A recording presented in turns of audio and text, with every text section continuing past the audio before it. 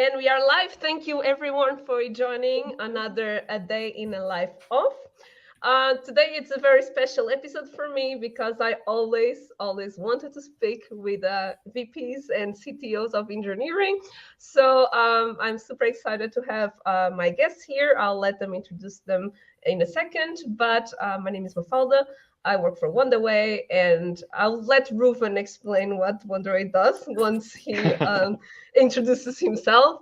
So today we have Paulo, who used to work as VP of Engineering for Shapist and Toradder. We have Sarah, VP and Director of Engineering at C2FO. And then we have Ruven working for my favorite company because it's the one I work for. So Paulo, feel free to introduce yourself. Yeah, thank you. Thanks for the intro. Well, Paulo is my name. I'm an engineer by trade. Many moons ago, I started on this, never looked back. Ultimately became an engineering manager, director of engineering, eventually VP of engineering. And what I realized is that I really like the challenge of building people in teams. So ultimately, I became a leadership coach, an executive coach, and also helping with, organizational consultancy, whatever you want to call it, advisory, in terms of helping, companies and individuals perform at their best.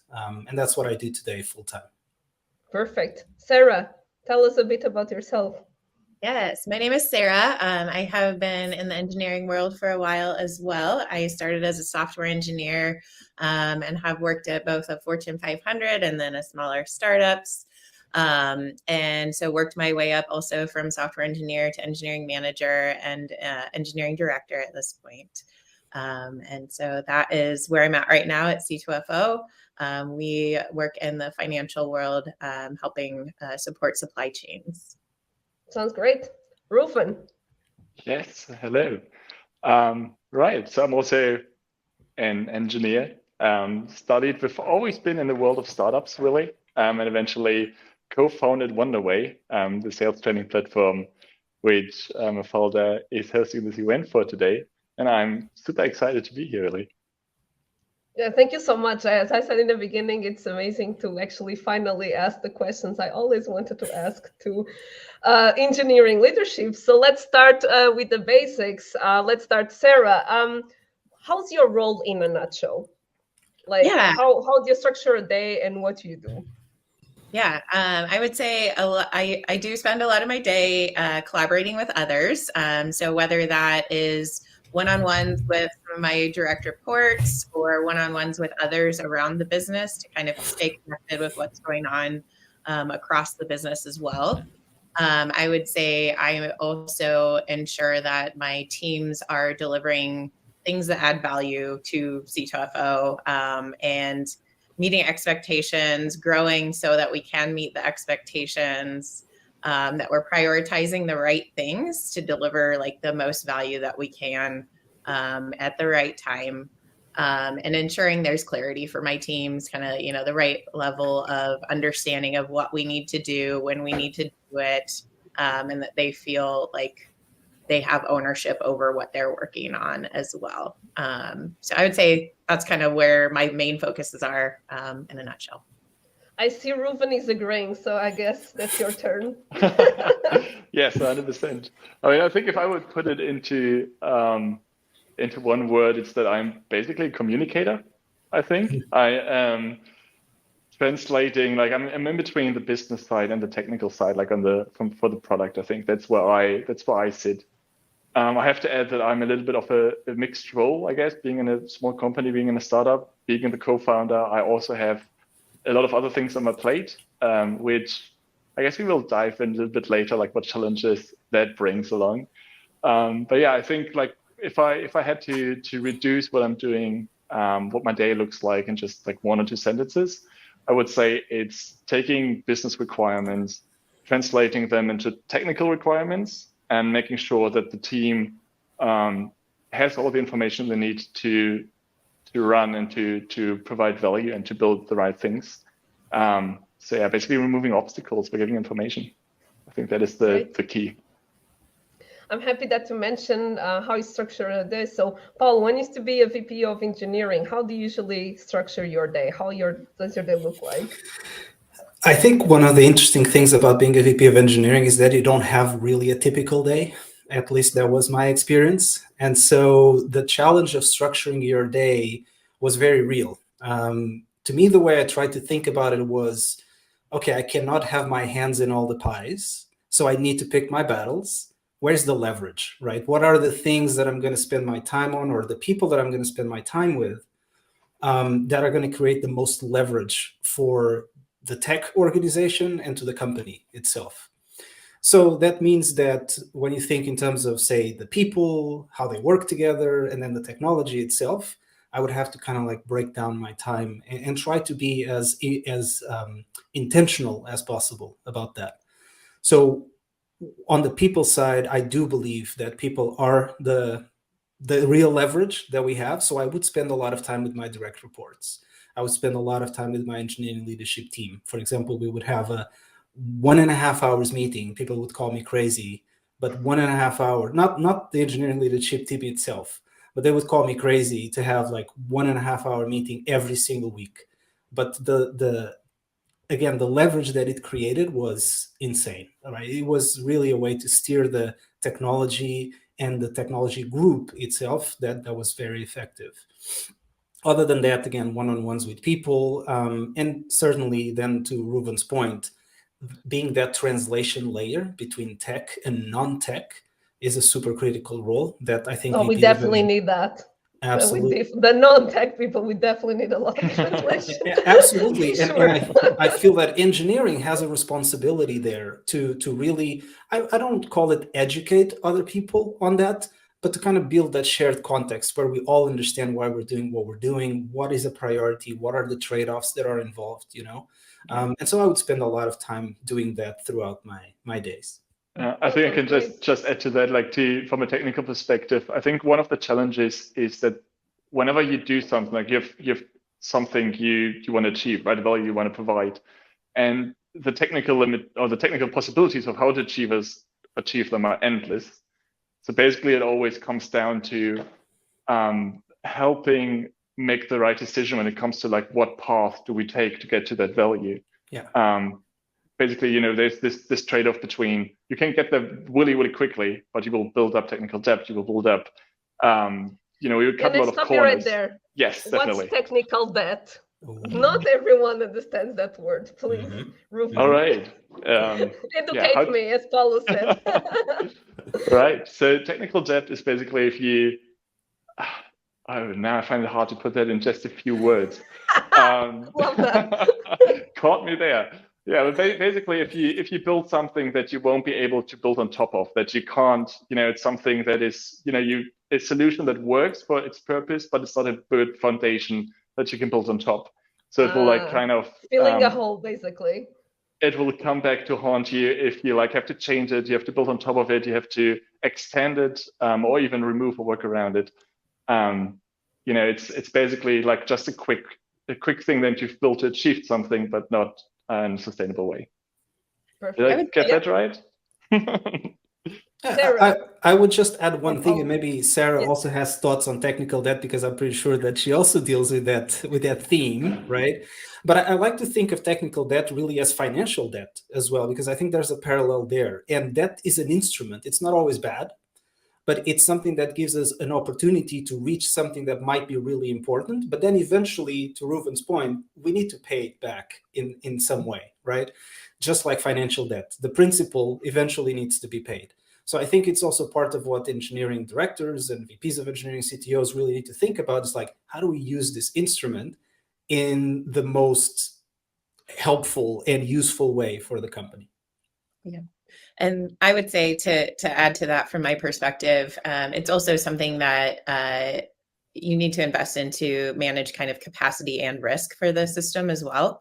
The more you kind of build the system just to do this one particular thing, you run into potential kind of downfalls down the road. So you need to make sure your system is maintainable so that you reduce the risk of maintaining the system going forward, and also enabling your team to build things easier and quicker as you address that technical debt and lay that foundation, as Ruben said. Great. That's definitely very insightful. Which other challenges, Sarah, would you say you have besides the one that were already mentioned? I would say a big challenge is navigating uncertainty. I think to Ruben's point earlier, kind of sitting between engineering and the business, there's a lot of things that, the business team may know and kind of bring in and say, we need to do this, here's how we need to do it. But they may not understand how that ties in with the system as it's been built today.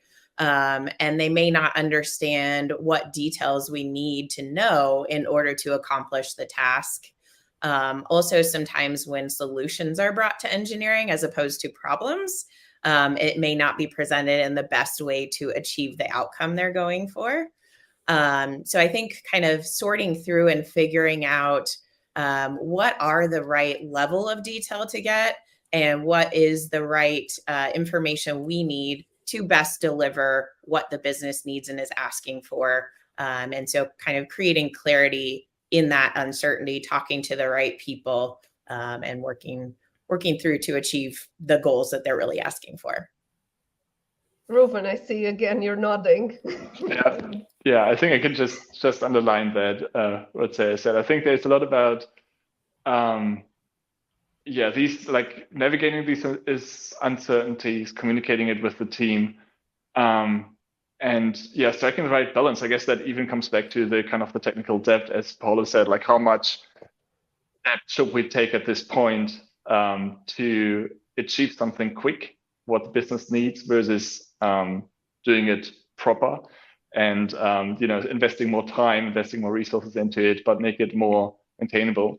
I think figuring out what parts of what we're doing right now is just in kind of an exploratory small thing we want to do now quick versus what is kind of a fundamental that in like a year's time we still have to build on. It's something it's really hard to foresee, and like getting a right feel on that, I think is tricky. Maybe one other thing to add for me personally, and I'm interested in Sarah and Paul to hear from you as well.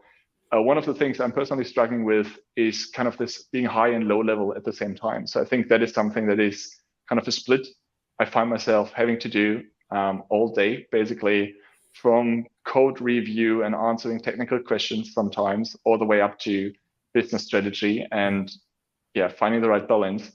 And then within an hour, answering my questions in the same time that are very stupid. So that's another thing that yes. So the different stakeholders in the company to communicate with. Like me. And this is all different levels of being very deep in the code and very high in business strategy, which is something that can be very, very taxing, I think, on energy and very challenging. I'm not sure if that is something related to small companies. If that's in any size of company the case, maybe you can share more. I can definitely speak to that since I've worked at kind of both ends of that. I would say, especially at the larger companies, there is more ability to kind of narrow your focus to a specific set of needs, and kind of with the titles, like the VP is going to be focused at a higher level and can depend on like engineering managers to do that lower level code review type stuff. And I would say at the size C2FO is right now, I am lucky that I can lean on my engineering managers to do most of the code review, a lot of that lower level stuff. And so when I do need to dig in on something lower level, I'm able to go directly to the engineering manager. They'll get me the answer if they don't have it right away. And then I can take that. So I feel pretty lucky that I don't have to split my time so much between all of the high and low level, but I've been able to find kind of a good balance for being between some of that. Question from someone who is not technical: what is low level? What does it mean? What are the tasks? The question itself is very interesting, because I think a lot of the time we as engineering leaders are so deep into our discipline and into what we do that we don't even realize the types of questions that non-tech people actually have. And then there's like Exactly. And then there's like misalignments and so on. And we think that we can't work together when the reality is that we're just not talking enough or talking about the right things, perhaps, because we don't have this awareness. So your question is spot on. The way I would answer that is that I think where the work actually happens in terms of like, if we're building a product or even if we are a services type agency or whatever, there's the edges of the organization where the actual output and outcomes are driven. And then there's everything else that kind of enables that. And I think what Reuven is speaking to is this idea that you can be very close to the day-to-day operations, and that will be the low level, how the code is written, code review, architectural reviews, that sort of thing. But then it's a completely different thing, much higher level, to be thinking, where's the company going? Where's the technology strategy for this? How does it all connect together, right? And it's a very, very important role to have, a good visibility of both sides. But ultimately, and I think that speaks to the challenge that Reuven was talking about, you don't have to be you doing all of it. So it really depends. The way I see it, and I think it's been helpful for me, again, it's coming back to that classic breakdown of people, process, and technology. I think you need to care about all of it, but you cannot take care of all of it equally. I think very quickly that breaks down. And so I think, for example, the CTO, which, by the way, there's so many types and modalities, let's say, of CTOs, but can be deep in the code, driving very technical initiatives and also the business strategy and on the technology side of it, but then cannot have people responsibilities and the day-to-day management of teams and so on, or vice versa, right? That's kind of like how I see it. When you are in a position where you need to do everything, that's when the limits of your time, your energy, and your attention really start to get hit. Yeah. I think on the CTO role, I find that also just a small anecdote. Whenever I tell, like, if people ask me on a party, what are you doing? I say I annoy people. That's what I say. Good. That's a good answer. If I say I'm a CTO, I just see blank faces. Like I think there is no common understanding for it. Because it makes sense. There is none really. Like, it's so different what a CTO is doing from company to company based on what team you have, what responsibilities, what the other people in the company have. So what do you have to take? What kind of responsibility as a CTO do you have to take? It changes so much. So I can really definitely relate to that. You need to find your way there. And we talked a bit about challenges. Looking at the bright side, how do you measure success in your roles, Sarah? I would say, the biggest one is like, are my teams delivering things that are bringing value, whether that's more revenue, easier for people to get their jobs done. Are we making progress on those things? Are we, releasing code to production? Code to production, what is that? Yes. So when we go release code to production, that means that our users can actually utilize what we have written the code to build.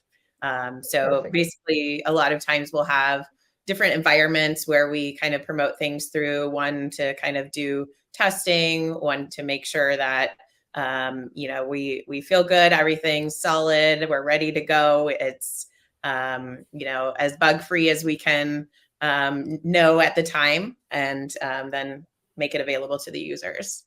And then I think the other thing, I think Paolo touched on this earlier, but people are such a big thing that I think to define success for my role, knowing that my people have the information they need to do their jobs, that they are growing towards the goals they want to achieve, and that like the people, my direct reports and skip levels are really important to me to kind of make sure they're feeling engaged and happy with their career paths as well. I see you nodding, Reuven. I know you also agree with that. Yes, I do. I guess just there are some hard numbers, I guess, like uptime and you don't want any data leaked and stuff like that, like security, no incidents. But I think mainly like the real success also emotionally comes in when things happen, when product and values being shipped, and the team can work, without any distractions or obstacles. And yeah, I think, where I am happy, I got it this 1, 2, 3 times, is when there is kind of, someone within the team somehow exclaims how happy they are working on the team on something. And I had that a couple of times. I think that is when I am the happiest about my job. Just to share. Nice. Paulo, I saw you nodding as well, and you Yeah. already mentioned a couple of times that you like to manage people. What would you add there?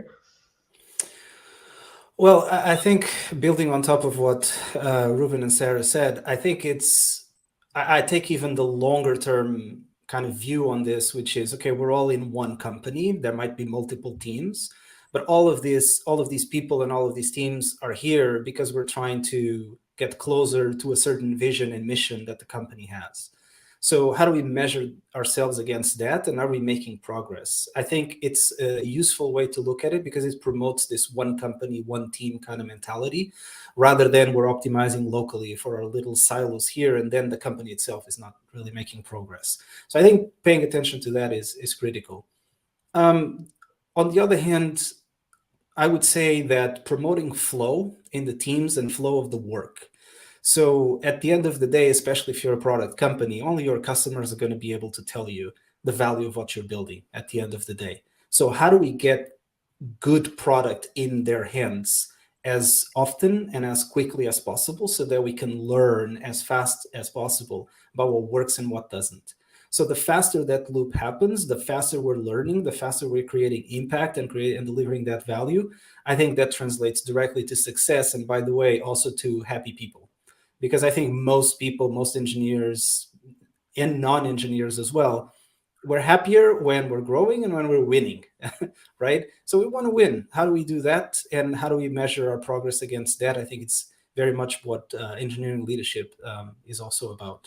And lastly, I would say, and this is more intangible, but there's been situations with people in my career where through a number of one-on-ones and mentoring sessions and so on, you see people achieve that next level of performance and development, and they change, and it's a transformation, and you see how much happier they are and how much value they create. That's for me success as an engineering leader, because it's all the person who did that, but you played the role in enabling the conditions for that to be possible, and that is a personal success. In terms, and once again, this is a question from a non-technical person. So in sales, which is my area, right? You know that, for example, your AE is progressing when the discovery calls have better questions, when the demo is relevant to the prospect, the closing rate, and ultimately the revenue. How does it translate in your teams? When do you see that a software engineering evolved? Mm-hmm. Does anyone want to? Should I start? You can start because I picked on your points, so now you start. Yeah, it's actually, Mafalda, it's a very tricky question for me to answer. I hesitate because I think one of the challenges and issues that our industry has is that the nature of the work that we do, so-called knowledge work, we're constantly discovering what the actual work is. We were talking about uncertainty before, right? We don't really know what's going to work and what isn't. And even if there's an idea that we're going to develop, two different engineers are going to tackle it in two different ways. And if that's going to create value for the user or not, that's also a question mark. So what I'm trying to say is that no one does this alone. There's no piece of work that goes all the way from idea to customer with the work of only one person. So we need to work as a team. And I think one of the problems, as I was saying, is that there's a focus and there's reasons for that. It would be a longer conversation, a rabbit hole for us to go through or to go into. But the idea is that there's too much focus on individual productivity, and that creates a lot of problems. And so that's why I say that success for an individual, for me, always needs to come from the team's success first, and what is my contribution as an individual to that. And it's not always easy to measure that. Again, I come back to flow, things like cycle time, how long does it take from starting development to production, that sort of thing. And the better we do that as a team, or in other words, to do better as a team, we need to develop ourselves as individuals and how we work together. And again, I think that's engineering management. Sometimes there are those intangibles. Not everything needs to be measured or can be measured. That is really important and should be, dealt with and looked at. Perfect. We are approaching the last, let's say, 5-10 minutes. So I will jump to other question that's very mystery for us non-technical people, which is where do you guys get inspiration, ideas? What do you read? So what's the media you consume, Sarah? Ooh, I really like podcasts. And so, I'm always looking for a new podcast. If anybody's ever got recommendations, send them my way. A couple that I have been listening to are Hard Fork from the New York Times here in the US, which is kind of about technology, things going on in the technology world. I also really like the engineering leadership podcast from the engineering leadership community. And then one I've listened to in the past is Manager Tools for some of those like people management skill sets as well. I also try to get, some newsletters sent to my inbox. One I really, really like is Karen Catlin's Better Allies, to help kind of paint a picture of like how to be a better ally for underrepresented groups. And then, just a couple other leadership focused newsletters as well. So I think kind of between the podcasts and the newsletters, and then obviously books are very key too. Those are kind of where I spend most of my time gathering. How about you, Reuven? I find that, I guess it's a little bit controversial. I find that tricky because I don't spend, to be completely frank, I don't spend a lot of time outside of work reading up on things. And I know that everybody says you have to do it, you should do it, like stay on top. I find myself having little free time if I also spend that time on reading up on the news.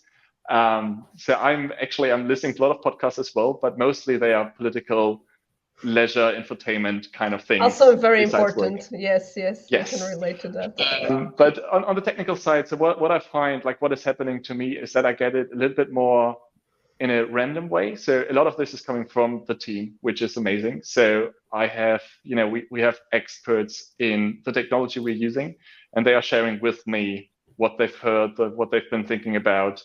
So it's a little bit like I get that information kind of crowdsourced.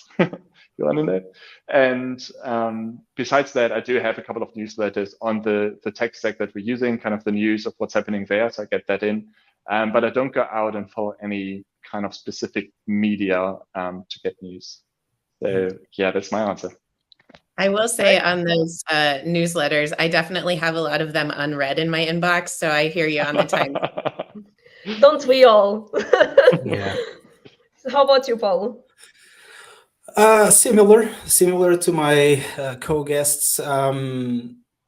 I would say that I try to leverage as much as possible Twitter and LinkedIn. I think those places can be, if not properly, if you don't curate your feed, let's say, it can be very distracting and very disorienting sometimes. Yeah. But it's like a double-edged sword kind of thing, right? I think if you do curate it and you do spend time in making sure that you are getting the right inputs, it can be a massive source of discovery and insight. So I follow a bunch of very interesting people. That's also where I try to get to Sarah's point about, underrepresented groups and diversity inclusions. I try to also broaden my inputs there and try to understand different perspectives and be on top of that.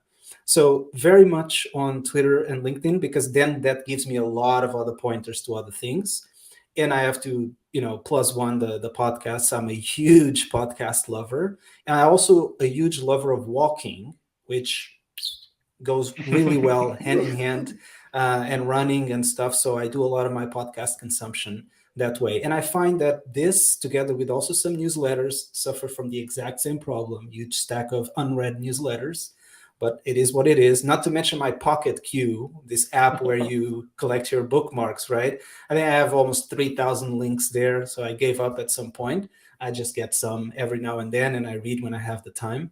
But I think that all together really, and the books really are a well-rounded source of inspiration sometimes, but also of knowledge and just keeping up with what's going on. And then, of course, my clients as well really help me stay on top of things. Yeah, I think that's for everyone. I think that the piling up of new letters and unread things, I think that's common for any department. Yes, Ruben. Maybe one thing to add is in terms of, when it comes to acquiring knowledge, it is also kind of a deep dive every time a problem arises, like in kind of any kind of work setup, like you, I don't know, have to find, like you have to investigate something, like prototype something, like a business value you want to deliver down the road, for instance. It is always linked to spending a couple of days just doing a lot of research on this kind of topic. So I think that is also something that makes me stumble across things that I then follow up later, like kind of a little bit of a sidetracked kind of thing. But that is also a very big, like, time of in my week every now and then where I dive in and I learn something new. I guess on purpose, like with the purpose of doing something for the business with it. Yeah. I just have to say that in this half an hour, I learned a lot of new things. Thank you for that. So my last question is basically a dream coming true to any salesperson who used to prospect people like you, head of engineering and VP of engineering. So what I will do now, I will show you one real email that was sent to a head of engineering, and you'll give your feedback on the spot. It's anonymous, so you can be as blunt as you can, and I will do that in a second. I know you don't have to mention, I know you wouldn't reply to it, we are used to it, but I will just read it out loud. So, hi, Paulo, Sarah, Ruben. I read this morning about your 2023 cloud data strategy to drive faster development and more reliable customer experience. Must be exciting times. Congrats. Is your team spending too much resources/time maintaining your data infrastructure? The reason I ask is because engineering managers whose main challenge is committing too many resources to maintain existing data infrastructure and open source tooling leverage our fully managed, reliable, secure, cloud-based, I don't know what that means, but I'm sure you do, to free up resources so they can focus on business critical features. Open to exploring if you can reduce your infrastructure management workload. I didn't understand the email, but I'm sure you did. So, Sarah, what's your feedback on this? I think it's nice that they had done some understanding of where I am. I appreciate the mention of, like, they read up something about my company. Sometimes even a little more detail of, like, what did they read about it would be nice, so that it's not just, oh, they've seen an article out on the internet and then, oh, I work at that company. Yeah. But I think it's great to see that they're putting a little effort in as they reach out. Cool. Ruben, I mean, you work in a sales training company. I know you're the CTO, but what do you think? Yeah, I can agree. This does not read like just a sequence entry with at least a reference, like, given I assume that I did publish something on our cloud data strategy. If that is the case, I think that is a good opener. I think it makes me interested. Like, okay, they talk to a pain point I seem to have or might have. So that is good. I agree that it could be, like, for instance, the source of where it was published or some kind of more detail to really customize it even further will be beneficial. I think it's interested. I think if I got this email and I had a problem around that, I would definitely look up who what company they're working for, what they're offering. Personally, and I'm sorry to anyone, if anyone's watching this and I haven't replied to emails, I am sorry. We are used to it. No worries, no worries. We don't take it personally anymore. That's why I didn't ask you, would you reply to this? No, it's like, what do you think about this? Fair enough. So I think it is interesting. Like it would make me at least look up the solution they're offering and see what kind of value proposition they're having. So I think it would definitely spark curiosity and see if they could provide value to the problem. Perfect. Paulo, you're the last. This is like the voice of the email, so you're the last jury. Yeah, well, I think Ruben and Sarah already touched on a lot of the stuff that I also thought about as soon as I read the email. I think what I really like about the email is that it's short and concise. It speaks to a problem that I seem to have. And I think when you take the perspective of, I think any head of engineering would agree with me, we get a lot of this type of email. So I think that being concise and speaking to something that allows me, it is specific enough that it allows me to quickly scan it and decide whether this is for me or not. And that thoughtfulness makes me relate a bit more and perhaps makes me a little bit more interested, of course, particularly if the pain point is something that I do feel and it's a priority for me. And then I also like that it's not very forceful. There's a one-liner asking me, am I open to exploring if we can not sell you my product, but reduce my problems, right? Yep. Instead of selling this, we're not selling this, we're trying to solve your problem. And this is something that we learn a lot in coaching as well, which is we need to spend time in the mind and the head of the other person that we're trying to help, right? I think it's the exact same approach here, and I think it works well. I can't find fault with this particular email, if I'm being honest. Great. I think it's a great email too, but I'm a salesperson evaluating an email for a head of engineering, so who am I? Great. Guys, thank you so much, Sarah, Paulo, Ruben. This was so insightful. It was really fun for me as well. I always wanted to do this, as Paulo knows, because I approached him 2 years ago when I was selling to head of engineering, and then life got into the way. So thank you so much, all of you, for the patience, for speaking with me today. And I'm sure a lot of people out there will find these very insightful as well. So thank you so much, and I'll see you around on LinkedIn. Thank you, Ruben, I'll see you on Slack. Thank you. Thank you so much. Have a good one. This was fun. Bye-bye. Yes. Bye. Bye.